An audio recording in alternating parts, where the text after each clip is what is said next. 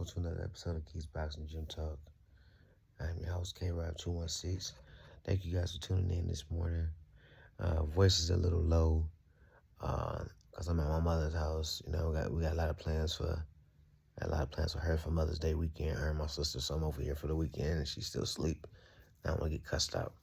But before we get into that, though, man, I want you guys to like, subscribe, hit that subscribe button, please.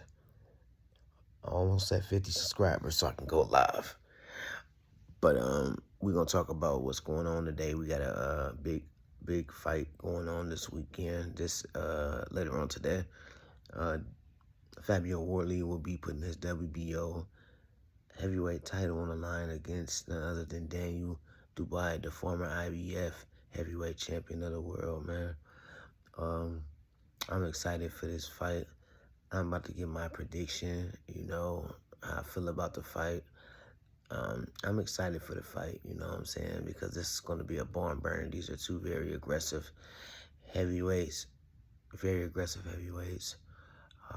Daniel Dubois, like I said, he's been battle tested. He's fought some of the best. Yes, he's lost, but his experience is going to come into play if he uses his experience. And I say that to say because, Fabio Wardley, he's only started boxing 10 years ago. He had a regular 9-to-5 job and decided that he wanted to box one day, and look where he's at. He's the heavyweight champion of the world. I'm happy for him. He's got all the confidence in the world, but I do see a lot of chinks in his armor, a whole lot of chinks in his armor. It's mainly due because he doesn't have that amateur experience like Daniel Dubois. Daniel Dubois has got about 75 fights, The boxer since he was 9 years old.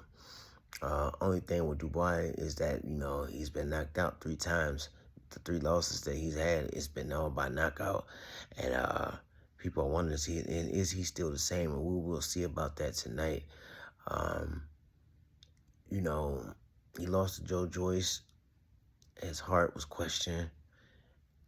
He lost to Usyk the first time. He went down with a jab, so his heart was just always into question. But he turned that around with some nice, significant victories with Jarrell Miller and Filip Hrgović. That was 2 very big wins with undefeated fighters that gives you all the confidence in the world. And then he ended up getting elevated to the IBF champion after Usyk vacated or whatever. And he went in there and he didn't take a soft approach. He didn't take a soft opponent, somebody he knew he can beat. He actually fought somebody where he was the underdog, and that was Anthony Joshua, and he knocked him out, man. So I feel like he's got a lot riding with him. He did get brutally knocked out by Usyk. But like I said, his experience is going to come into play.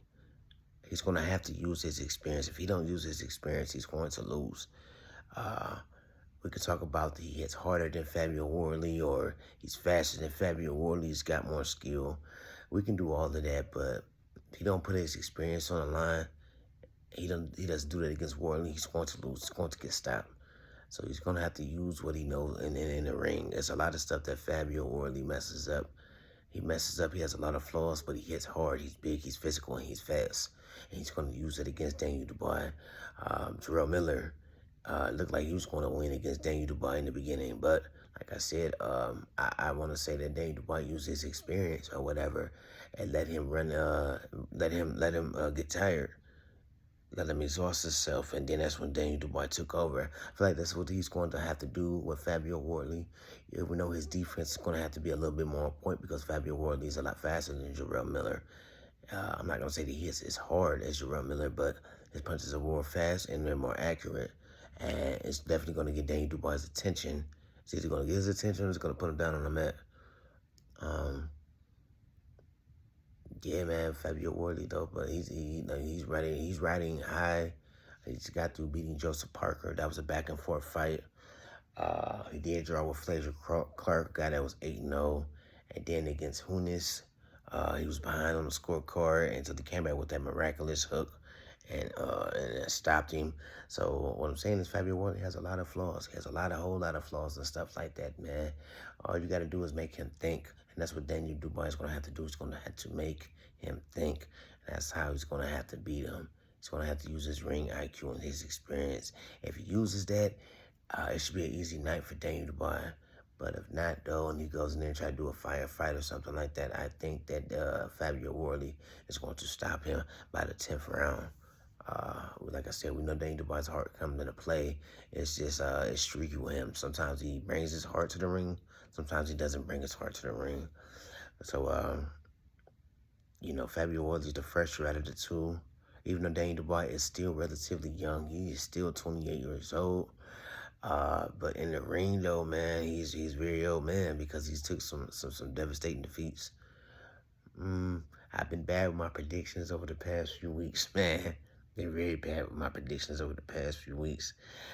Like I said, if Daniel Dubois uses his experience, he's going to have to bring his experience, nothing else, just experience and ring IQ. Then he's got a very good chance of beating Fabio Wardley. But at the end of the day, man, I'm going to go with Fabio Wardley stopping him inside of 11 rounds because of his youth and we've seen Daniel Dubois hurt so many times, and he has a lot of mistakes. Daniel Dubois, he's not trying to correct his mistakes that he messes up, that he does in the ring, which gets him stopped in fights. And I don't see him doing it this time. So I'm going to go with Fabio Wardley, man, even though I hate going against Daniel Dubois, my boy. But that's my take for the fight tonight, man. Hopefully I'm right. Don't you guys forget to like and subscribe, and I will talk to you guys later on with my post-fight reaction.